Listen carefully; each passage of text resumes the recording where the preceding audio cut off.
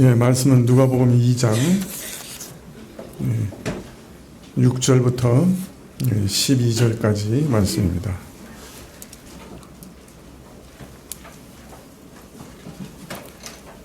예, 누가복음 2장 6절부터 12절까지 신약 89쪽인데요. 제가 가진 성경은 누가복음 2장 6절부터입니다.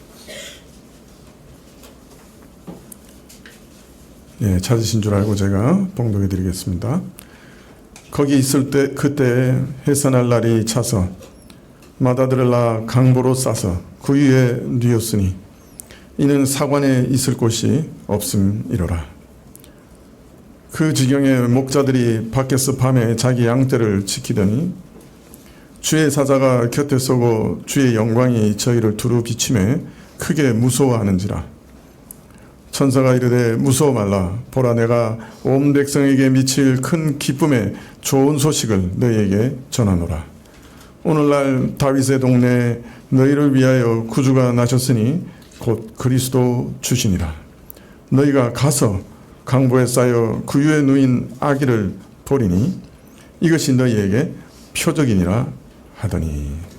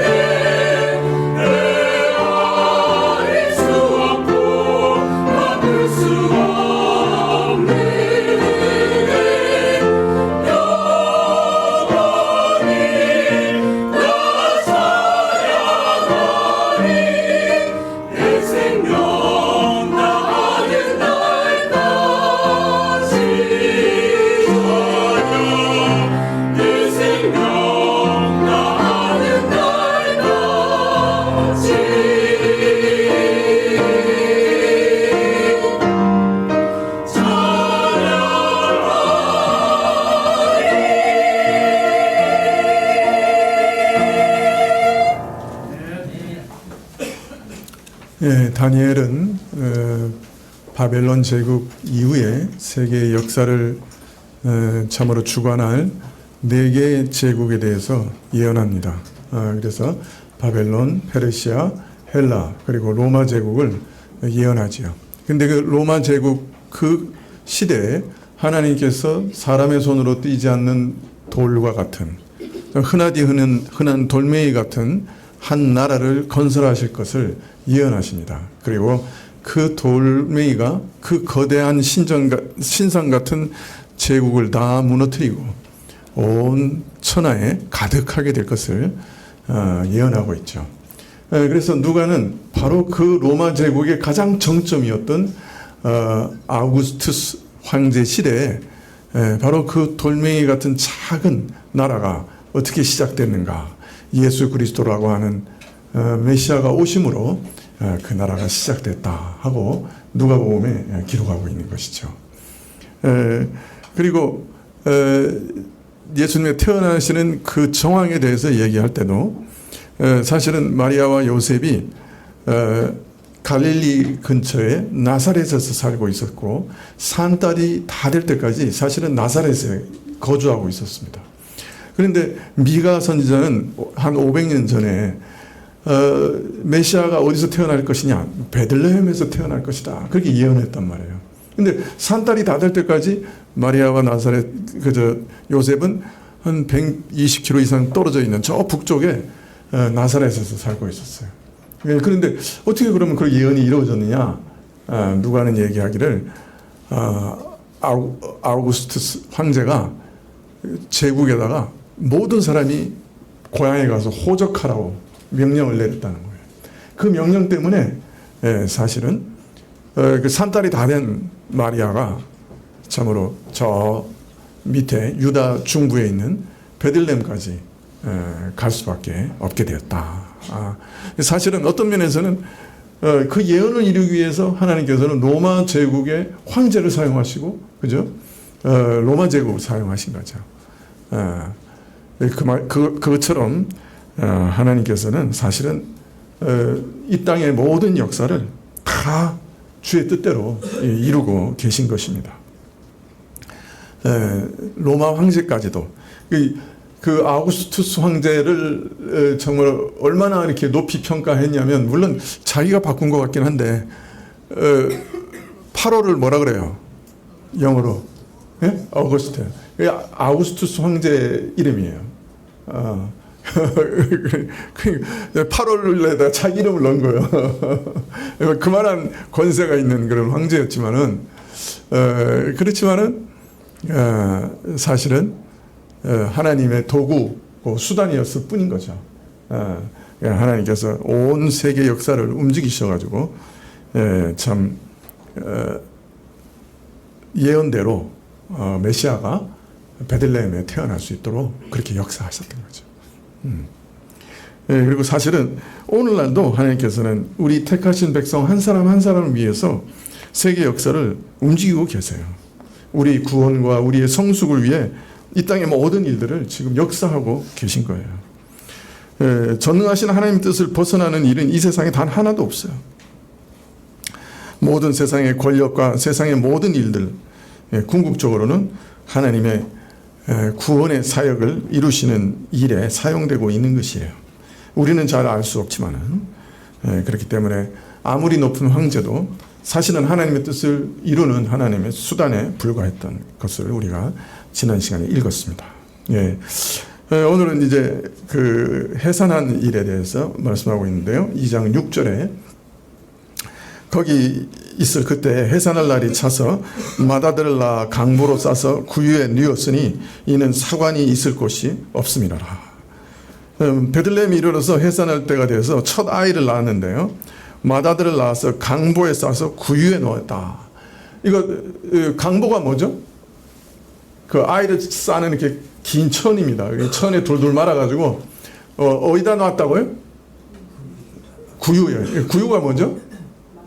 말이나 소의 짐승 먹이통이요. 그러니까 옛날에는 나무 같은 거 이렇게 파가지고 이렇게 둥그렇게 파가지고 거기다 이제 여물 같은 거를 놨던 거죠.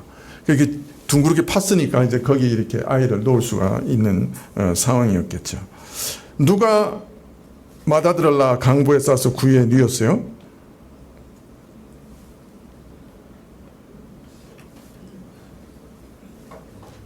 누가? 저 얼굴 보시면 답이 안 나오고 성경에 누가? 예, 마리아가. 정확한 주체가 안 나와 있지만 사실은 이거 마리아가 그렇게 했다. 여러분 이걸 읽을 때 좀 이상한 느낌이 안 드세요? 산모가 직접 아이를 둘둘 말아가지고 강부에 누이는 일이 그렇게 흔한 일입니까? 보통은 다 산모가, 그 산파가 와요. 그죠? 그래서 산파가 아이를 받고 그 아이를 건사해서 누이는 것이 보통이죠. 그 이스라엘은 아주 그 출애굽 시대 때부터 산파가 왔어요. 그죠? 그래서 그 출애굽 시대에 그 산파가, 그죠? 그 바로의 명을 들여서 애를 죽이라 그랬을 때 안 죽이고, 그죠? 바로가 왜 안 죽이냐 그러니까 이스라엘 사람들은 튼튼해서 우리가 가기 전에 다 출산한다고 그렇게 했잖아요. 그 당시에도 산파가 있었단 말이에요. 그런데 오늘 보면 여기 산파가 등장하지 않아요. 다른 말로 말하면 마리아 홀로 자기가 아기를 낳아서 아기를 말아서 구유에 누일 수밖에 없는 그런 처지였던 거죠. 그녀를 위해 그 일을 해줄 사람이 아무도 없었어요. 산모가 가장 따뜻한 보살핌을 받아야 할 그 시간에도 그녀는 홀로였죠. 예. 뿐만 아니라 이 구유에 놓았다고 하는 말은 지금 그 해산한 장소가 어디라는 얘기예요? 예? 예, 그 마구간이 아니에요. 그러니까 이게 참 아들을 낳아서 노인 자리가 하필이면 짐승 먹이통이라. 예. 그러니까 왜 그렇게 됐냐? 그 이유를 뭐라 그럽니까? 여관에 있을 자리가 없었다. 예. 숙소에 자리가 없었어요.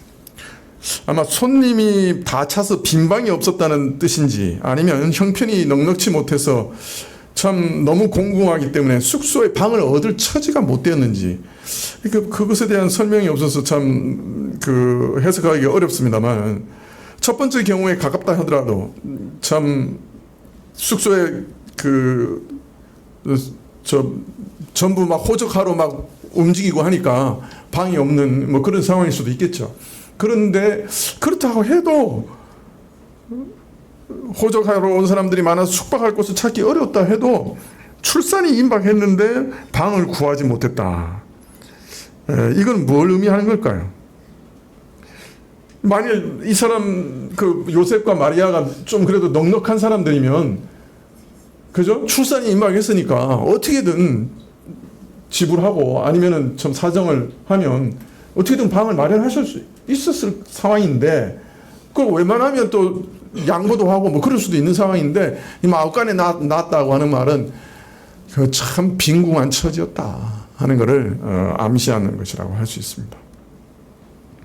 명색이 다윗 왕과의 후손인 요셉이 목수일을 하는 것 자체도 그렇지만은 본향으로 와서 호적하러 온 아내와 함께 묵을 숙소를 구하지 못해서 마구간이나 토굴처럼 허름한 곳에서 몸을 풀고 아이를 짐승 먹이통인 구유에 누인 사실은 참 그 영락한 쇠퇴한 왕손의 구차한 형편을 보여주는 것이라 그렇게 읽을 수가 있습니다.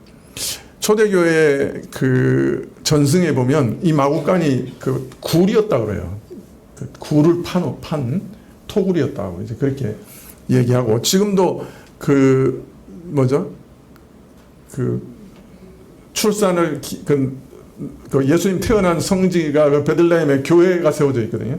그게 이게 토굴 위에 세워져 있는 교회예요. 제가 알기로는.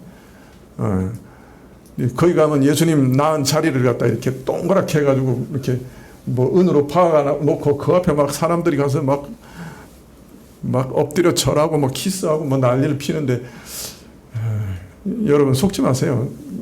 그 자리인지 아닌지 아무도 몰라요.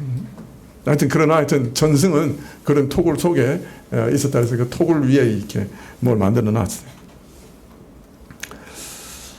예, 참 예수님 이처럼 로마 황제의 호정령에 따라서 본향 베들레헴으로 올라간 가난한 시민지 백성으로 참 지지리도 가난해서 여간방 하나 얻지 못하는 요셉의 가정에서 참 태어나자마자 짐승 먹이통에 누일 수밖에 없는 그런 처지에 태어나셨습니다. 가난하다 해도 태어나서 짐승 먹이통에 누인 사람은 별로 없을 거예요. 그죠? 심한 말로 구걸하는 거린도 아마 이 정도는 아니지 않을까. 그죠? 예. 이렇게 본다면 예수님은 참 가난한 자로 낮아질 대로 낮아지셔서 이 세상에 오셨다 할 수 있습니다. 힘없는 식민지 백성이요, 가난하고 이름 없는 목수의 아들이요, 그것도 여행 중에 태어나서 짐승 먹이통에 누인 채로 참 기가 막힌 처지에서 생을 시작하셨다. 그렇게 성경은 증거하고 있습니다. 누구 하나 관심 어린 눈길 하나 주지 않는 흔해 빠진 밑바닥 인생으로 생을 시작한 거죠. 찬란한 로마의 영광에 취해 평화를 구가하던 시대와는 대조적으로 로마 제국의 구석진 식민지, 억압받는 식민지 한 작은 마을에서 그 그늘진 음지에서 누구도 관심도 가지지 않는 한 가난한 인생으로 그 생애가 시작된 것입니다. 자, 그러나 사실 이런 일도 어떤 면에서는 구약에서 예언하고 계신 거죠. 이사야서 53장 3절에 보면 그의 인생 전체가 어땠냐? 그는 멸시를 받아서 사람에게 실어버린 바 되었으며 간고를 많이 겪었으며 질고를 아는 자라. 마치 사람들에게 얼굴을 가리우고 보지 않음을 받는 자 같아서 멸시를 당하였고 우리도 그를 귀히 여기지 아니하였다. 일생 멸시받고 비천한 자로 대접받을 것이라고 이사야는 예언하고 있는데요. 예수님은 태어나실 때부터 이 예언대로 그죠? 비참하게 태어나셨다. 그렇게 성경은 말씀합니다.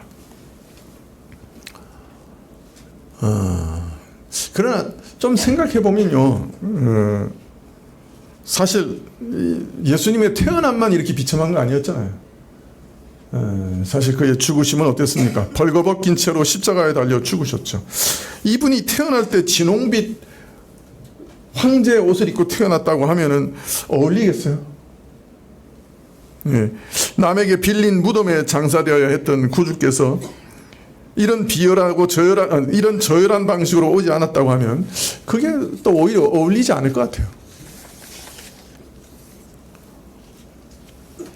우리 주님의 이 지상 생활의 두 극단이라고 할 수 있는 참 구유와 십자가는 참으로 서로 잘 어울리는 것 같아요.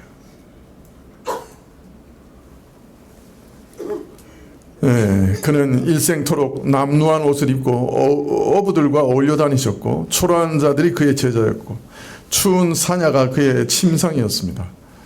그래서 그분은 한때 이렇게 얘기하셨어요. 여우도 굴이 있고 공중에 새도 거처가 있으되 오직 인자는 머리 둘 곳이 없다. 그러므로 주께서 모든 영광을 접어두시고 스스로 종의 형체를 입고 가장 비천한 처지로 내려오셔서 그가 구유에 누이셔야 했던 것은 참 어떤 면에서는 가난한 백성과 연합해서 그 가난한 자들, 물질적으로나 영적으로 가난했던 그 백성들을 구원하시는 구주로 오시기에 참 적합한 모습이었다. 그렇게 보여집니다.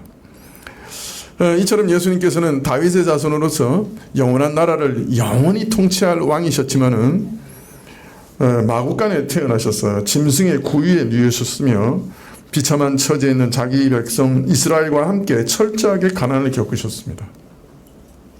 하나님은 참 모든 것에 부요하시고 충만하시고 완전한 분이시지만은 자기 백성 이스라엘의 가난을 채우고자 스스로 사람 되어서 저의 가난을 이처럼 짐지셨던 것입니다. 바울은 이 일에 대해서 한 가지 아주 중요한 교훈을 이끌어냅니다. 고린도후서 8장 9절에 보면 우리 주 예수 그리스도의 은혜를 너희가 알거니와 부요하신 자로서 너희를 위하여 가난하게 되심은 그의 가난함을 인하여 너희로 부요케 하려 하심이니라. 제가 고린도 후서의 그 핵심 구절을 뽑으라 그러면 아마 이 구절을 뽑을 것 같아요.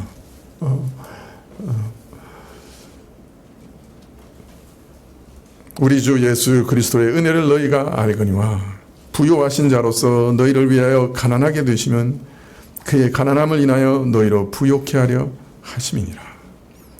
바울은 지금 믿음의 형제들을 돕는 일이, 공경에 처한, 어려움에 처한 형제들을 돕는 일이 얼마나 귀중한 일인가 하는 것을 가르치시되, 우리가 예수님에게서 받은 은혜가 무엇인가 하고 질문합니다.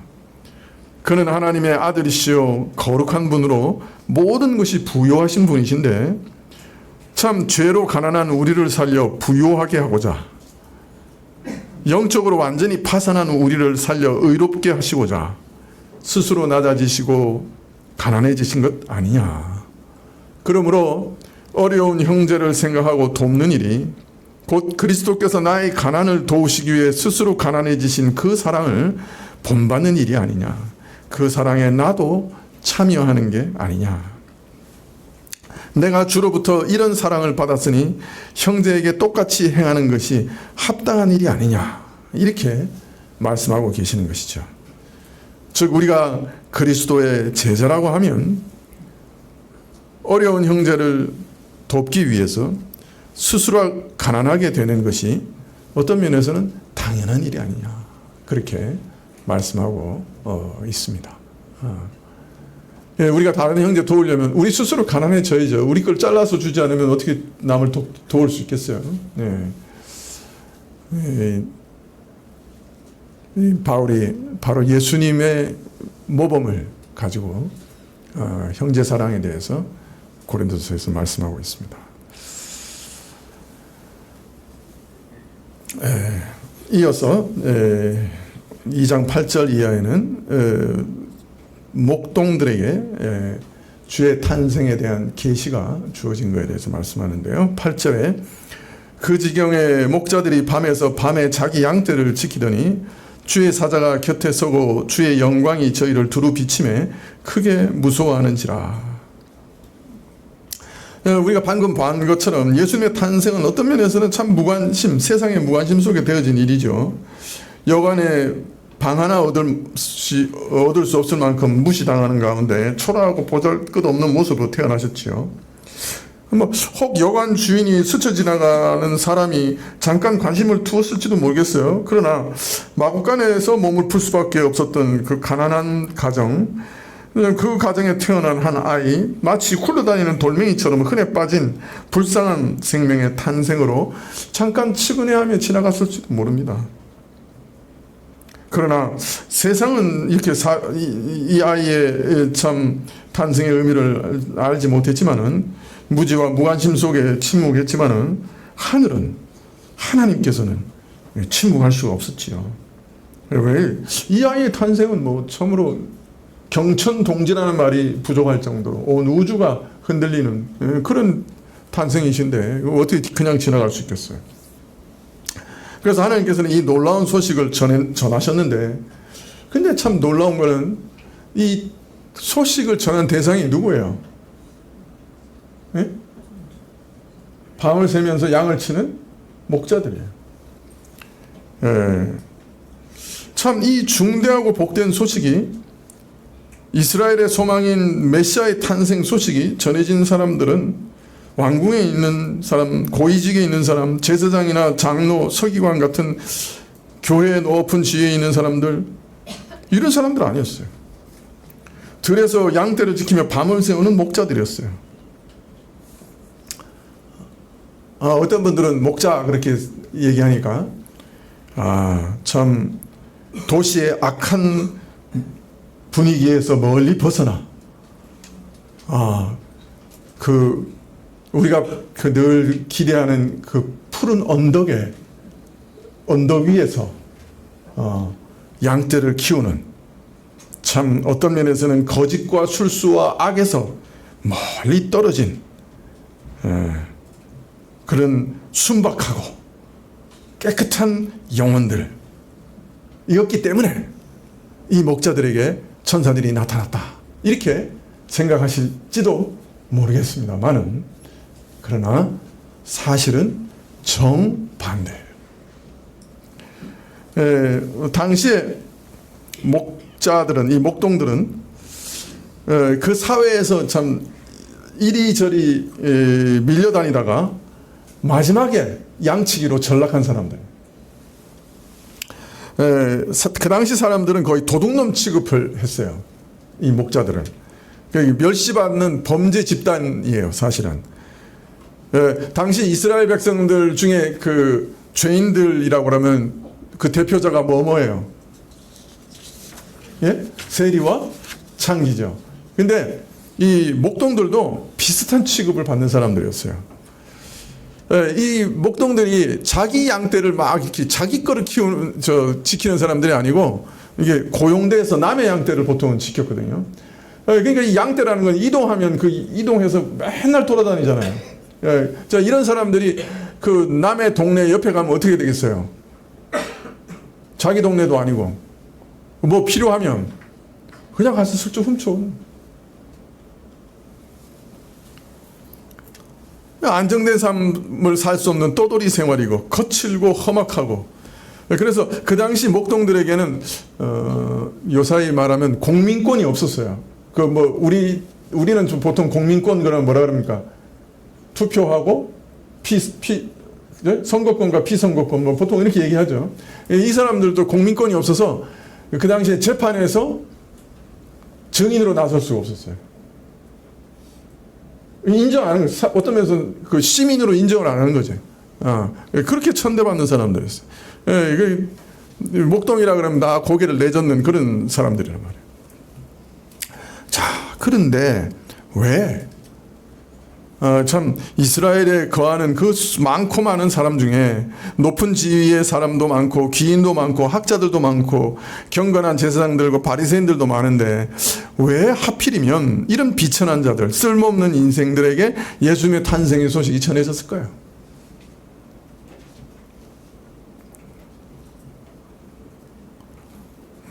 그것은 바로 예수님께서 이런 자들을 위해서 오셨기 때문에 그렇죠. 의원은 병든 자에게만 소용이 있어요. 그죠? 메시아는 죄인을 위해서 오셨던 거예요. 바로 이런 사람들, 가장 밑바닥에 사는 비천한 죄인들 위해서 오셨던 거죠. 세상에 의로운 자는, 자기가 죄 없다고 생각하는 사람들은 예수님께 안 옵니다. 올 필요가 없죠. 교회 와도 고상한 교제나 뭐 사회에서 아주 선한 활동이나 뭐 다른 무엇을 위해서 오는 거지, 예수님을 만나서 자기의 죄사함을 얻고자 오진 않아요.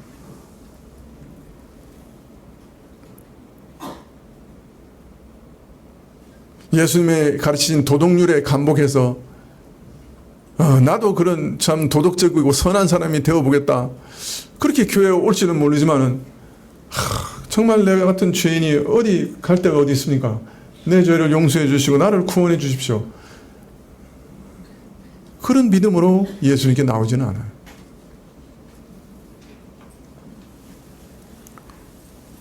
그런 사람들 많이 예수님이 필요해요.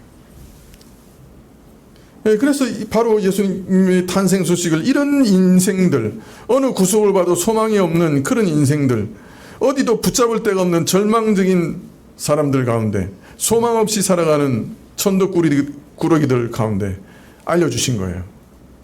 죄로 인한 절망과 비참과 고통, 하나님 앞에서 날마다 내가 참으로 망해 죽어야 될 죄인입니다 발견하는 영적 가난 속에서 울부짖는 자들에게 저들의 영혼이 구원받는 놀라운 소식, 진정한 기쁨의 소식, 영혼을 살리는 생명의 기쁨을 주시기 위해 예수님이 오셨기 때문에 목자들에게 메시아의 탄생 소식이 전달된 것이죠. 목자들이 밤중에 이 양을 지키는 중에 호련히 주의 사자가 그들 곁에 섰고 주의 영광이 저들 위를 둘러 비추었습니다. 거룩한 천사가 나타났습니다. 주의 영광이 그들을 둘러 비췄습니다. 세상에서 경험할 수 없는 찬란한 하나님의 영광이 그를 둘러 비췄습니다.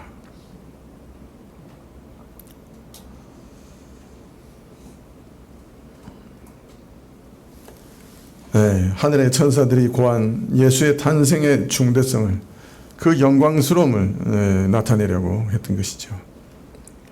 마구간에 태어난 구유의 누인 이 초라한 아이의 출생이 실제로는 하늘의 천사들이 그 영광스러움을 노래하고 고하며 그 영광을 환히 비춰야 될 그런 존재예요. 다른 말하면 하늘의 영광을 이 땅에 환히 비치는 존재로 예수님께서 이 땅에 오신 거예요. 우리가 하나님을 보고 싶습니다. 그렇게 기도하시는 분들 혹 계실지 모르겠어요. 제가 대학교 1학년 때 40일 동안 하나님의 영광을 제게 보여주십시오. 그렇게 기도하면서 밤낮으로 기도한 적이 있는데,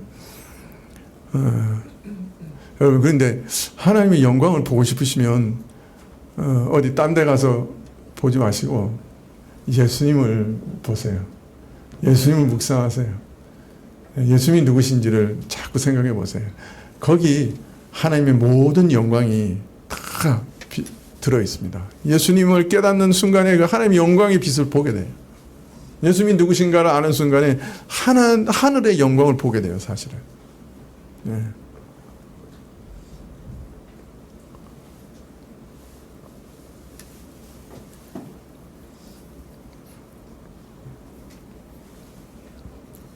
저 옛날에 그 토레이 신부님 계셨던 그 예수원이라고 하는 데가 있는데, 거기 가면 이게 그림들이 많이 있어요. 그 중에 그 사람들이 이렇게 기도하다가 그 하늘의 영광이 확 비치는 그런 그림이 있습니다.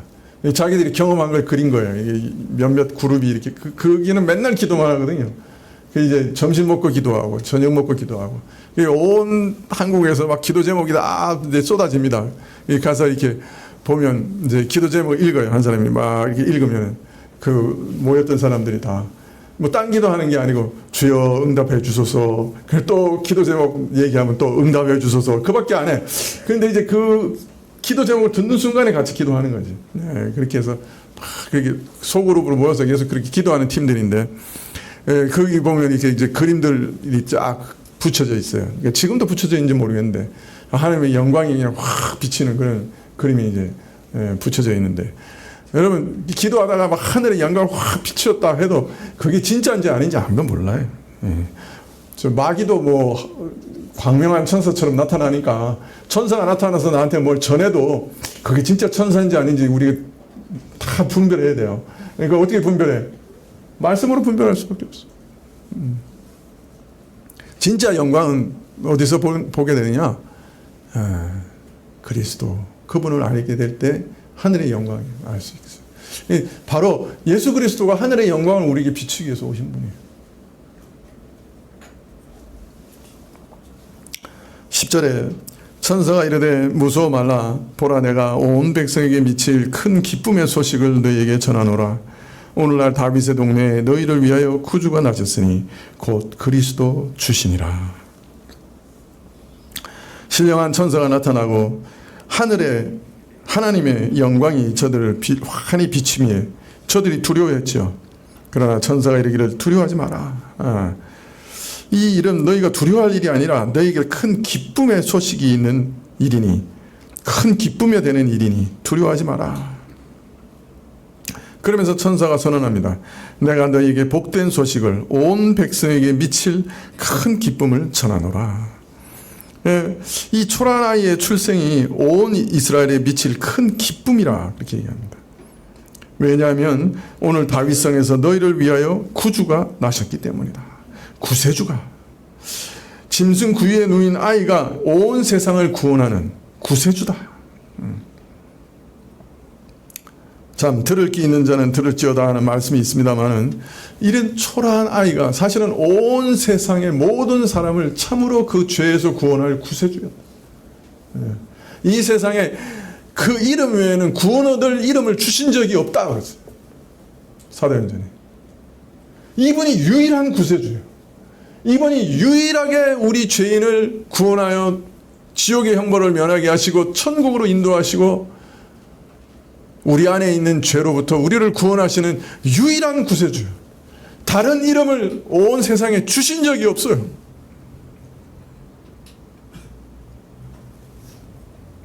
동시에 이 초라한 아이는 이 옛 선지자들이 그렇게 오리라고 예언했던 그리스도, 즉 메시아라. 예, 참 이스라엘의 그 수많은 고통과 좌절 속에서 그 죄에 정철된 역사 가운데서 기다리고 기다렸던 기름 부음 받은 자, 다윗 자손으로 올 왕, 그 메시아가 지금 오셨다. 징계와 책망과 참 수많은 연단 속에 기나긴 역사 속에서 죄악을 고집하다가 망해버리고 참 이제는 어떤 소망도 없는 이스라엘의 역사 속에서 그러나 이스라엘을 구원하실 메시아를 기다리고 기다리는 가운데 드디어 메시아가 오셨습니다.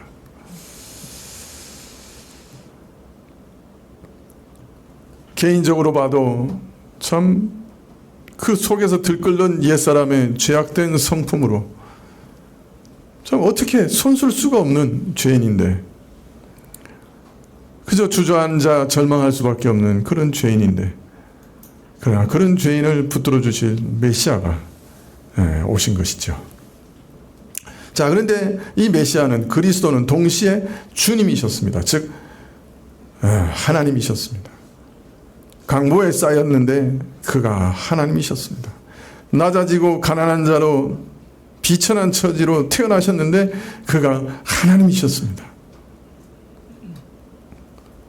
그가 가난해지심으로 내가 부하게 되고 그가 낮아지심으로 내가 높아지고 그가 죄인의 짐을 대신 지심으로 내가 의롭다함을 얻게 되는 바로 그 하나님이셨습니다. 12절에 너희가 가서 강보에 쌓여 구유에 누인 아기를 버리니 이것이 너희에게 표적이 되리라. 참 세상에 이런 아기는 없죠. 태어나자마자 짐승 먹이통에 누이는 이런 일이 어디 있어요, 그죠? 근데 이것이 바로 표적이다. 바로 이분이 너희를 위해 오신 메시아고 너희의 구세주고 너희의 하나님이시라고 하는 표다. 그렇게 말하고 있습니다. 태어나자마자 마구간에서 태어나서 짐승 먹이통에 누인 이 이상한 사건이 지극히 높으신 하나님께서 비천한 죄인을 구원하기 위해 인간으로 나신 그 기적을 보이는 표적이다. 너희 목동같이 비천하고 소망 없는 자들을 구원하기 위해 구세주가 나셨음을 보여주는 표적이다. 너희가 이제 성 안에 들어가서 이 표적을 확인하라. 하나님께서 너희같이 비참한 자들을 긍휼히 여기셔서 구세주를 보내셨음을 이제 보고 믿으라. 그렇게 천사들은 외치고 있습니다.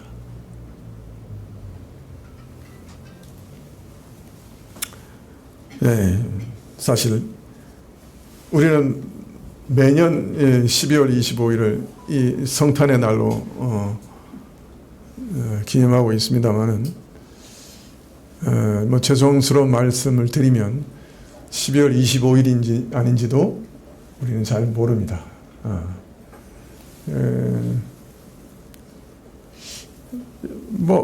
아마도 그 근처일 거라고는 생각이 들어요. 그러나 그날이 12월 25일인지 아닌지는 명확하지 않지만은 그러나 그날은 사실 온 인류가 그처럼 기다리고 기다렸던 새 시대의 시작이었습니다. 사실 세상 모든 민족들 안에 유토피아에 대한 소망이 있어요. 그죠? 어느 민족이나 어느 나라나 사실은 옛날에 잃어버렸던 어떤 낙원에 대한 그런 기억들이 다 있습니다. 중국 같은 경우는 그걸 뭐라 그럽니까? 무릉도원이라고. 그 왜 복숭아 꽃이 그렇게 복숭아를 좋아해. 하여튼 복숭아가 가득한 그런, 그죠? 그런, 어디 일종의 과수원이죠. 거기 그 에덴 동산에 대한 그런, 그죠? 그 희미한 그 기억들이 모든 민족에 다 있습니다. 그런데 온 인류가 그렇게 기대하고 어떤 면에서 막연하게 사모했던 그 낙원이 실제로 이 땅에 도래한 날이 그날입니다.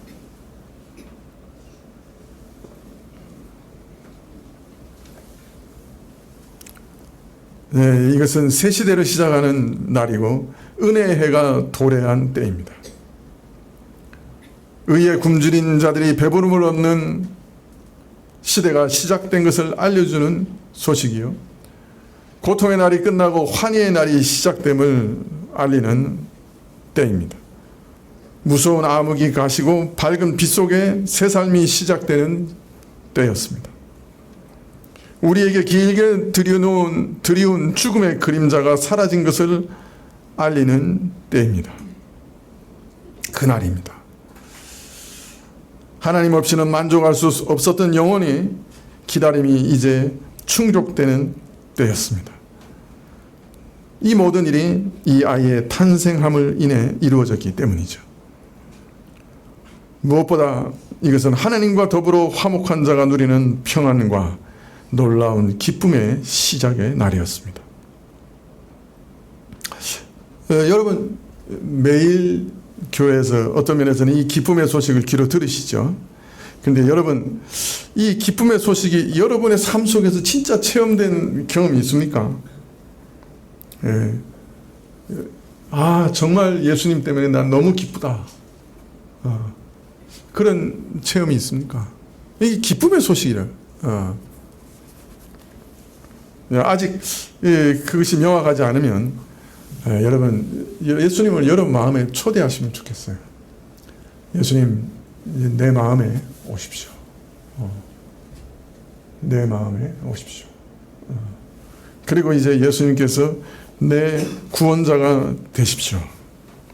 내 속에서 내 죄 문제를 해결하시고 나를 구원하시는 메시아가 되십시오. 내 속에서 영원하신 하나님으로 되십시오.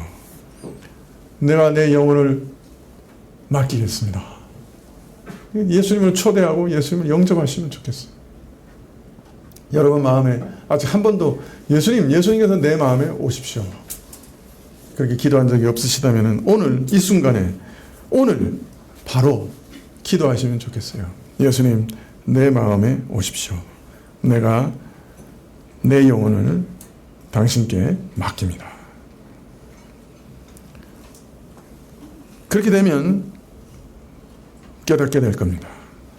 목자들이 들은 그 큰 기쁨의 좋은 소식이 여러분의 것이 될 겁니다. 구유에 누이신 아기가 우리에게도 표적이 됩니다. 낮아지신 하나님, 우리를 높이기 위해 오신 하나님, 우리를 버림받은 자에게서 하나님의 아들로 다시 높이시기 위해 오신 하나님의 아들,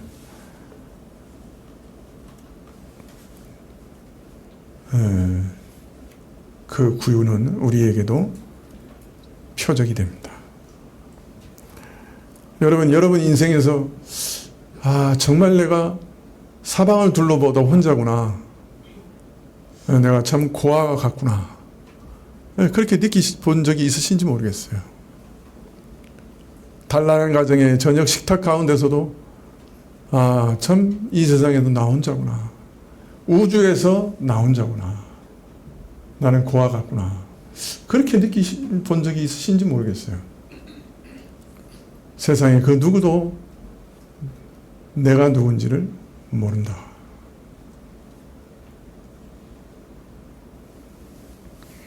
그렇게 버림받고 홀로 있는 나를 위해 하나님의 아들이 이 땅에 오셨습니다.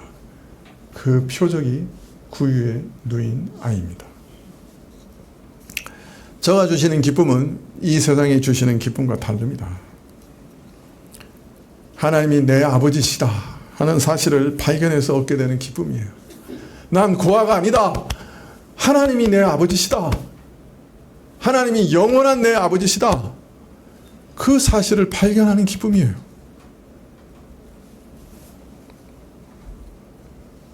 아, 하나님이 나를 사랑하신다. 사랑하시되 외아들을 나를 위해 죽이시기까지 사랑하셨다. 하나님의 사랑을 발견하는 기쁨이에요. 우리는 죽음을 다 두려워합니다. 죽음 안 두려워하는 사람 없습니다. 그래서 우리는 죽을 사자 들어가 있는 엘리베이터도 안 탑니다.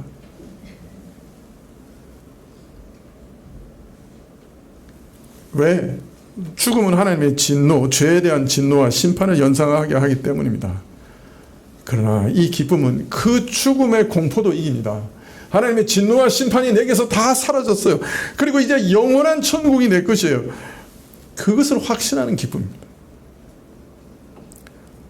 처음 맛보는 순간에도 귀한 기쁨이고, 이어지는 그 다음 순간에도 더욱 귀한 기쁨이고, 날로 귀한 기쁨입니다. 여러분, 이 기쁨을 체험해 본 적 있으십니까? 하나님이 내 아버지시구나. 천지를 지으신 하나님이 내 아버지시구나. 내가 하나님의 모든 진노와 심판에서 건짐을 받았구나. 목자들이 그 밤에 들은 그 감격의 좋은 소식을 여러분의 자신의 것으로 소유하시는 여러분이 다 되시길 축원합니다. 기도하시겠습니다.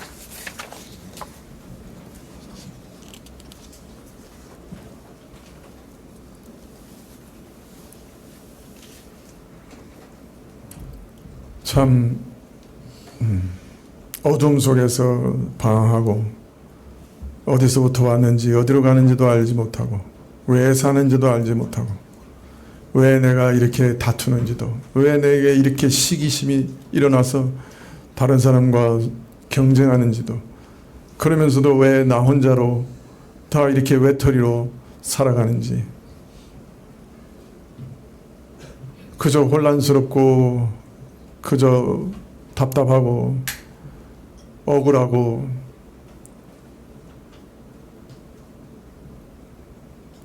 왜 사는지 모르는, 그러면서 왜 이렇게 살아야 하는지 모르는 그런 인생에 오셔서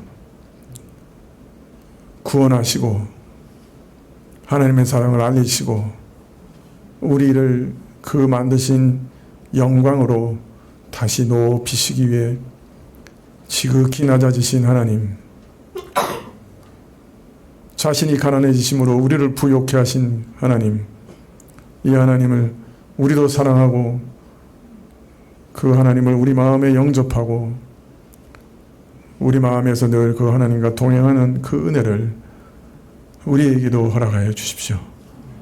그리고 우리 자녀들에게도 허락하여 주십시오. 이 은혜가 얼마나 귀하고 얼마나 좋은지 우리 자신도 날마다 경험하고 우리 자녀들도 경험하여 알 수 있도록 불쌍히 여겨 주십시오. 예수님의 이름으로 기도합나이다. 아멘.